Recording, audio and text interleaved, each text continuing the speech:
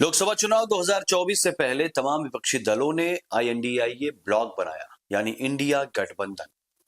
विपक्ष के इस गठबंधन में तमाम दल शामिल हुए। सबका एक लक्ष्य रहा कि कैसे भी करके नरेंद्र मोदी को सत्ता में आने से रोका जाए। लेकिन इन दलों के इस गठबंधन की एक दिक्कत ये रही कि ये दल केंद्र के चुनाव के लिए साथ तो आए, लेकिन राज्य स्तरीय चुनाव में अलग थलग खड़े मिले। हाल ही में हुए दिल्ली विधानसभा चुनाव में यही सब दिखा। कांग्रेस और आम आदमी पार्टी ने अलग अलग चुनाव लड़ा और मजबूती से लड़ा। नतीजा ये रहा कि दोनों की आपसी लड़ाई के बीच भाजपा ने बाजी मार ली। अब इस गठबंधन को लेकर सवाल खड़े होने शुरू हो गए। कांग्रेस ने तो यहां तक कहना शुरू कर दिया है कि हमने आपको जितवाने का ठेका थोड़ी लिया है। गौरतलब है कि इंडिया गठबंधन की नींव पिछले साल हुए लोकसभा चुनाव से पहले पड़ी थी। इस गठबंधन का लक्ष्य भारतीय जनता पार्टी और NDA गठबंधन को सत्ता से दूर करना था।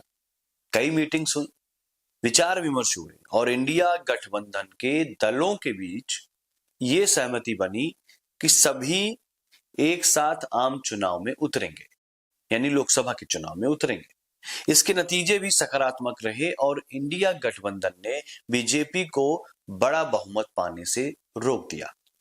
हालांकि सत्ता हासिल करने से रोक नहीं पाए, सत्ता NDA के हाथ में ही आई। विपक्षी गठबंधन के बेमेल वाले मेल में हालात अब बिखरने वाले हैं।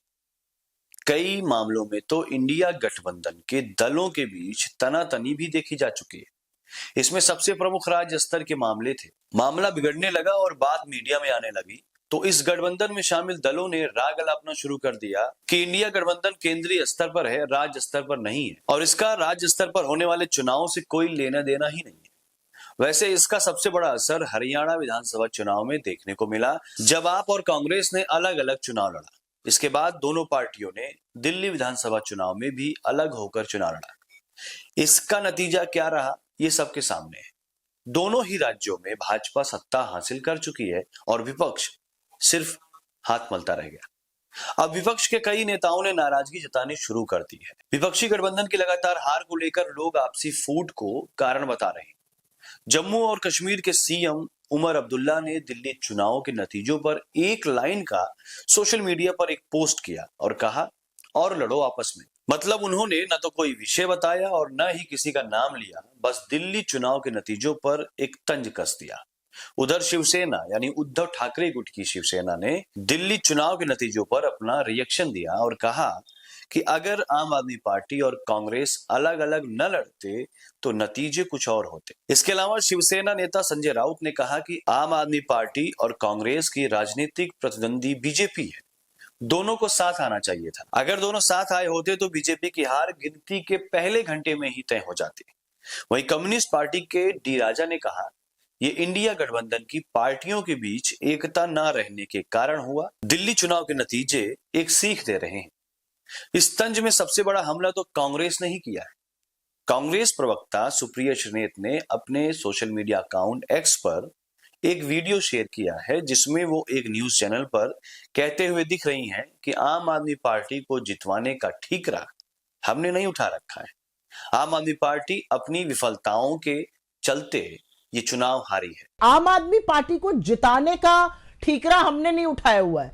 आम आदमी पार्टी को जिताना हमारी जिम्मेदारी नहीं है। हम कोई NGO नहीं है, हम एक पॉलिटिकल पार्टी है। आम आदमी पार्टी अपनी विफलताओं की वजह से हारी है। इन नेताओं के बयानों से आप अंदाजा लगा सकते हैं कि आखिर नरेंद्र मोदी को रोकने की चाह में बने इंडिया गठबंधन के अंदर क्या सीन चल रहा है और उनमें कितनी एकता है। आपको क्या लगता है कि तमाम विपक्षी दल जिनके अलग अलग विचार है, अलग अलग राजनीतिक लालसा है, वो भाजपा को सत्ता से बाहर कर पाएंगे? कमेंट करके बताइए। नमस्कार।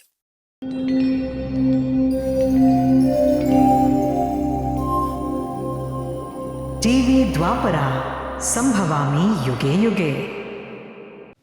अगर ये प्रोग्राम आपको अच्छी लगी तो लाइक, शेयर और कमेंट करें। टीवी द्वापरा के प्रोग्राम्स को हमेशा देखने के लिए सब्सक्राइब करें, बेल आइकॉन दबाएं।